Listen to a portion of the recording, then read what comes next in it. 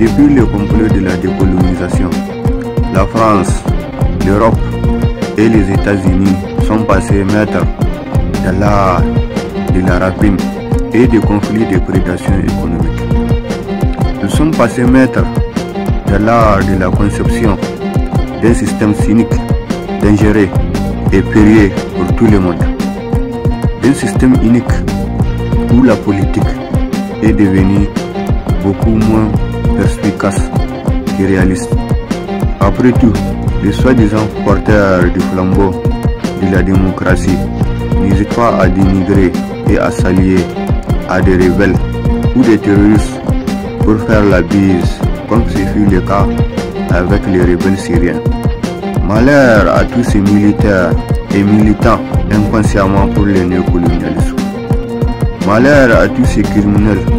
munis de fusils sophistiqués et macabres qui n'ont pas hésité à commettre des viols en Centrafrique comme leurs ancêtres durant la traite négrière. Et malheur à tous ces soldats qui ont martyrisé et massacré des civils en Irak, en Afghanistan, au Vietnam et dans beaucoup d'autres États qu'ils ont saccagés et ravagés pour des ressources minières et énergétiques. Après tout, même les pays dits des droits de l'homme ne sauraient être scandalisés par mes critiques, car même la francophonie n'a pas été épargnée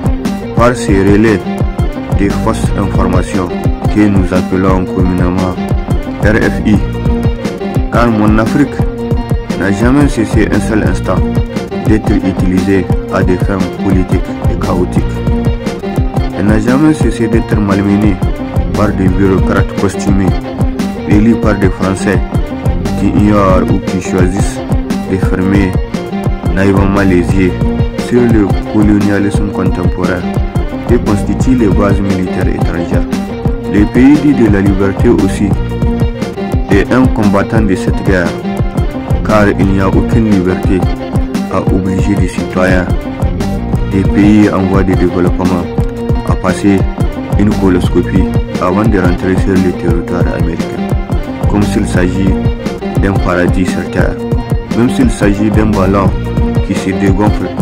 après avoir humilié et détruit beaucoup des États qui refusaient de se soumettre. Ces États scandaleux n'ont jamais faibli pour apporter des armes à l'État terroriste d'Israël afin d'envahir le Liban juste après avoir saccagé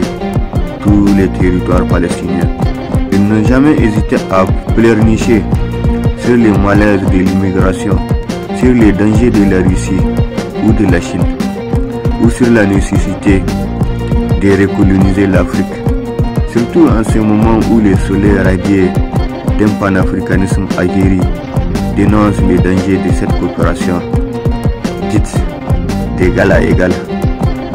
Nous avons été des millions à croire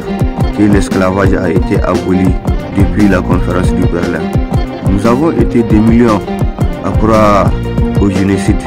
de la décolonisation, même s'il ne s'agit là que d'un complot habile organisé par des puissances colonialistes. Même si l'histoire a démontré qu'il ne s'agit là que d'un complot savamment organisé par les chantres de la démocratie et des Lumières. Après tout, c'est extrêmement grave de vouloir imposer à un autre peuple son modèle, surtout dans la mesure où on n'hésite pas à appuyer ses ressources minières et énergétiques. Même si depuis peu, nous avons appris qu'un plan génocidaire intitulé ITA a été mis en œuvre par l'Occident afin de détruire l'Iran, la Turquie et l'Algérie, même si ce ne sera pas étonnant que ceci puisse échouer, car derrière tout stratège, il y a un savant plus avisé que lui. Je suis un enfant du Sahel et sincèrement, je n'ai pas une très haute estime de la politique américaine. Elle est même très nulle à mes yeux, car les États-Unis d'Amérique symbolisent une mégalomanie sans commune mesure, une condescendance extrêmement décadente, une condescendance extrêmement avile pour envahir et détruire tout sur son passage. Une condescendance extrêmement dangereuse à tous ceux qui s'opposent à l'appareil militaire d'un pays dit de la liberté. Je pense aussi que la France est le symbole d'un caprice européen entretenu depuis des siècles par la colonisation, depuis des décennies par le néocolonialisme et depuis plus de 5 années par un jeune con et inconscient de l'histoire de la France-Afrique. La France représente le symbole d'une démocratie parasitaire qui suce le sang des Africains. Elle symbolise la référence en matière du pillage et de la rapine dans les États africains. Je pense que Macron est le symbole d'un impérialisme cultivé en Afrique depuis la faillite du général de Gaulle lors du référendum prévu par la Constitution de 1958. Je peux aussi déduire des déclarations critiques et chaotiques de Macron qu'il n'a jamais appris de la bêtise de Sarkozy ni de la débandade de Chirac, à plus forte raison de l'ingratitude du général de Gaulle juste après la Seconde Guerre mondiale. Même si depuis le XVIIIe siècle, la France est tellement liée à l'Afrique que je ne serais pas étonné qu'un jour elle devienne officiellement la République de la France-Afrique. Même si les États-Unis sont tellement éliminés et aliénés par leur constitution, qui est extrêmement condescendante, qui est pleine de grands idéaux, de grandes expressions, et pourtant si pauvre en humilité. Même si le soi-disant temple de la démocratie est sombré dans une performance militaire avec tellement d'ennemis aux quatre coins du monde, une performance surpassant tout ce qui a été accompli après la Seconde Guerre mondiale. Après tout, selon Michel Collomb, si les États-Unis pensent que l'utilisation des armes chimiques sur les civils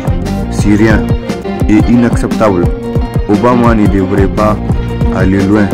pour punir les coupables. Je pense aussi que la seule chose qui fait de Trump et Biden des Américains, c'est leur condescendance, couplée à leur mégalomanie, qui est très mal placée, car selon Dany Laferrière, l'esclavage est à la base de la prospérité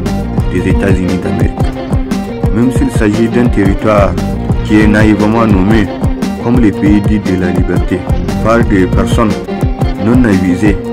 de la cruauté de l'appareil militaire américain. Après tout, aucun peuple, aucune contrée ne peut répondre d'un crime